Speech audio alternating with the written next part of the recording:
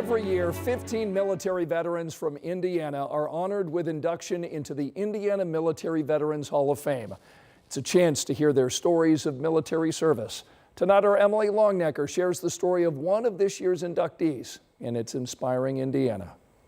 We were really a post-World War II generation. When Major General Dick Chegar was growing up in Kokomo, all he wanted to do was follow in his father's footsteps and serve in the United States Navy. It was a very patriotic period in that post-war period, and there were a lot of people whose parents had served, and they wanted to serve too, and that was my situation. But Chegar says God had a different plan. I always said God was there at all these critical junctures. Instead, Chegar served in the United States Army after graduating from the United States Military Academy at West Point. His first assignment took him to Japan. I can remember the spot I was on in a training exercise when John Kennedy was assassinated.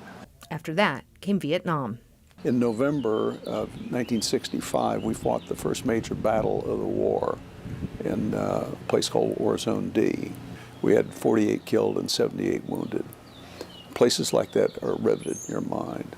Later, Chegar was part of a 3-day battle that saw him crawling through intense fire to help rescue wounded soldiers, then leading an assault until the Viet Cong were defeated. Men fought there, and some died there, and some were wounded, but we seized that village. Later, as part of the Army Reserves, Chegar commanded a logistics headquarters in Europe that eventually became part of the First Gulf War. Men and women from Indianapolis played a big role in that. Now Chegar, a retired Major General, is being recognized for the role he played in his decades of military service. This November, he'll be inducted into the Indiana Military Veterans Hall of Fame. Well, first of all, it's humbling.